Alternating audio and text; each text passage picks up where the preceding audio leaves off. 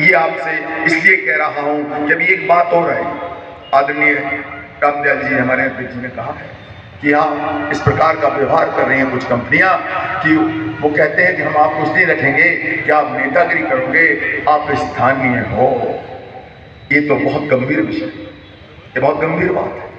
मैं कहना चाहता हूं आप लोगों से, यादव महासभा के साथियों से, उपस्थित सभी मेरे भाई बहनों से, आप बीड़ा उठाइए कि सिंगरौली जिले का कोई भी बच्चा हो, किसी जाति का हो, किसी धर्म का हो, उसको नौकरी देना होगी और नहीं देंगे तो हम सड़कों पर लड़ेंगे। महासभा इसका पूरा रास्ता बनाएंगे। हम और लोग आप सड़कों पर निकलेंगे और सारे लोगों से कहिए, सिंगरौली की सारी जनता से कहिए कि अपना हक पाने के लिए हम आगे चलेंगे। हम डंडे खाएंगे, हम लाठी खाएंगे और आपका हक दिलाएंगे, लेकिन आप हमारे साथ तो चलिए। सभी लोगों से आपको निवेदन करना पड़ेगा। और एक दिन अध्यक्ष जी मैं कहना चाहता हूं आपसे, आप सबसे भी कह रहा हूं, एक दिन इस बात के लिए भी अपन लोग तय कर लें कि सिंगरौली जिले के लोग इकट्ठे होकर जिला प्रशासन के पास चले और कहेंगे साहब ये नीति नहीं चलेगी, हमारे जो यहाँ के स्थानीय लोग हैं उनको रोजगार आपको देना होगा, हमारी धरती पर काम करो, हमारी धरती से आप धनवान हो जाओ और हमारे नौजवान वंचित रहे। ये तो नहीं चलेगा। आदरणीय मोहन यादव जी का मैं बहुत सम्मान करता हूं, लेकिन अगर उनसे भी इस विषय पर दो हाथ होंगे तो हम तैयार हैं। वैसे मैं जानता हूं वो बहुत दयालु हैं, बहुत बुद्धिजीवी हैं, बहुत उनके अंदर सद्भावना है। मेरे जीवन काल में मैंने 11 मुख्यमंत्री हैं, उन 11 मुख्यमंत्री से मेरे संबंध सबसे रहे हैं, चाहे अच्छे रहे हो चाहे बुरे रहे हो। इनसे संवेदनशील मुख्यमंत्री और दयावान मुख्यमंत्री मैंने अभी तक को नहीं देखा। मुझे लगता है वो आपके कुल का नाम रोशन कर रहे हैं, 9.5 करोड़ जनता का वो सेवा में लगे हुए हैं, रात दिन लगे हुए हैं। हमारा भी कुछ फर्ज बनता है, कहीं ऐसा कोई हमसे काम ना हो जाए कि वो बदनाम हो जाए। कोई ये ना कहले कि यादवों का राज आया था तो यादव लोग दादागिरी कर रहे थे या पक्षपात कर रहे थे या अपनी चलाने की कोशिश कर रहे थे। हम 9.5 करोड़ जनता के सबसे पीछे रहकर सेवा करना चाहते हैं।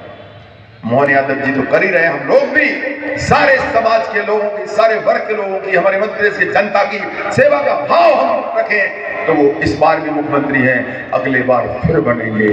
और जब फिर बनेंगे तो आपकी स्थिति कुछ और होगी, क्योंकि अभी तो वो बच्चा जब पैदा होता है तो उसे बचाया जाता है पानी से, हवा से, ठंड से, आलाय बलाय से।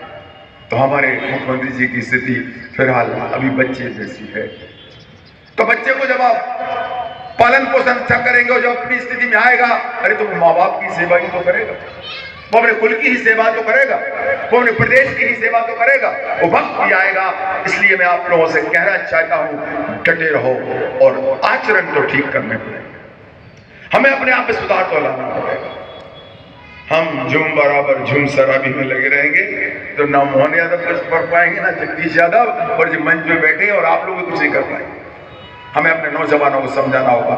मैं माफी के साथ कहना चाहता हूं इस सरकार से, मैं माफी के साथ कहना चाहता हूं पंडित जवाहरलाल नेहरू से। मुझे समझ में नहीं आता कि नेहरू जी से लेकर वर्तमान तक इस बात को क्यों नहीं समझते कि जिस चीज से नाश है इस देश की, जो मेन पावर है, जो हमारे नौजवान हैं, वो नशे में बर्बाद हो रहे हैं। फिर सरकार एक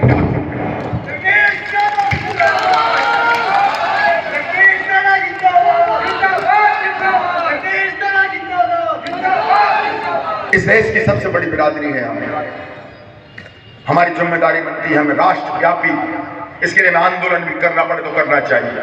मैं महासभा में देश की समक्ष इस बात को पहले भी रख चुका हूं, आपके समक्ष कर रहा हूं कि नशाबंदी के लिए हमें सड़कों पर उतरना पड़े तो पूरे भारत में उतरना चाहिए और देश से नशाबंदी होनी चाहिए।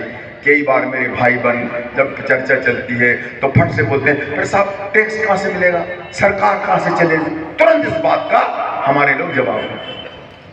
हकीकत यह है कि वो बेचारे अनजान हैं, नादान हैं, उन्हें हकीकत नहीं पता।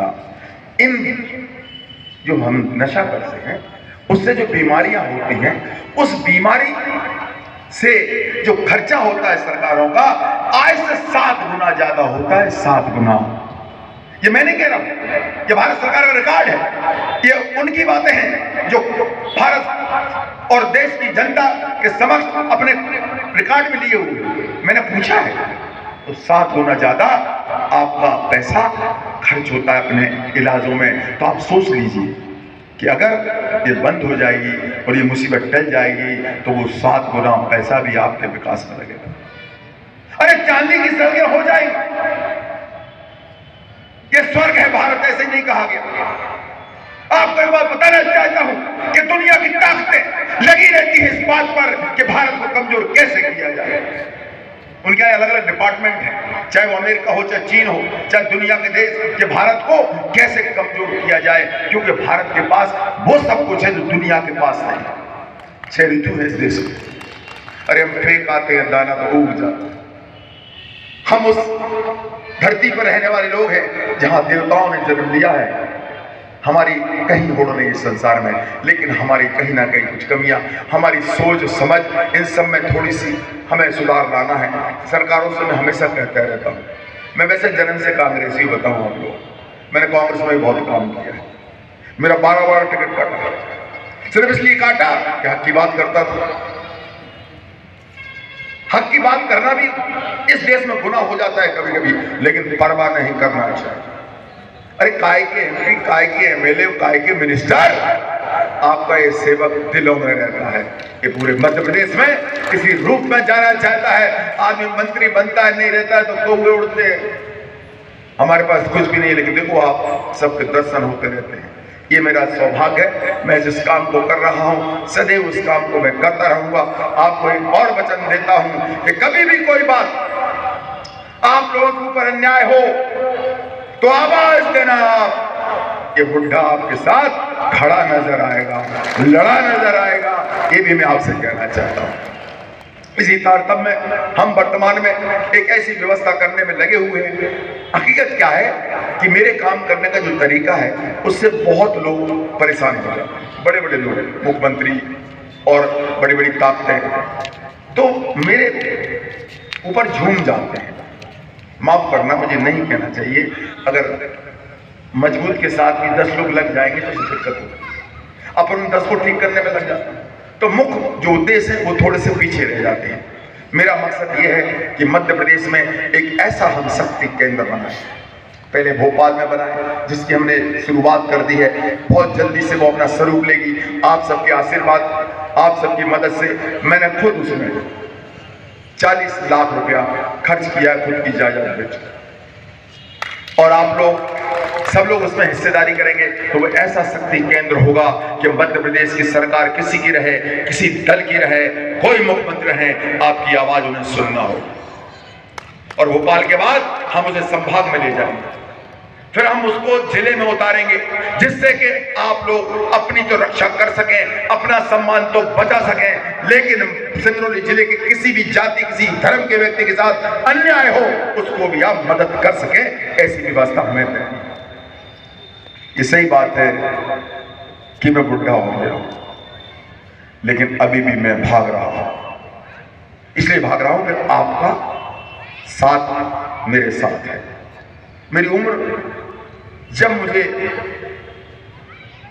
परेशान करती है, जब आपका ख्याल आता है, जब आप कहते हो जगदीश दादा जिंदाबाद, तो मुझ में फिर से ऊर्जा आ जाती है। बुढ़ा फिर अपनी गति में पकड़ लेता है। तो आपके ऊपर है क्या मुझे कितना जलाना चाहते हैं, ये आप जान लीजिए। जब तक आवाज देंगे कि बुढ़ा आएगा और आपके साथ खड़ा होगा, ये भी मैं कह के जा रहा हूं। रामदास जी जैसे सक्षम आदमी, बहुत ही आदर करता हूं उनका। हमारे बहुत 57-58 जिले हैं, बहुत कम ऐसे अध्यक्ष इतने समर्पित हैं, और मैं तो पूर्व अध्यक्ष जी वकील साहब हैं। हमारे सारे लोगों ने यहाँ बहुत अच्छा काम किया है। सिंगरौली एक कोना है मध्य प्रदेश का, लेकिन आप लोगों में बहुत चेतना है, आप में बहुत बुद्धि है, आप में संघर्ष करने की क्षमता है, और तो और प्रकृति की कृपा जो आप पर है, यहाँ पर सब कुछ है, सब कुछ है।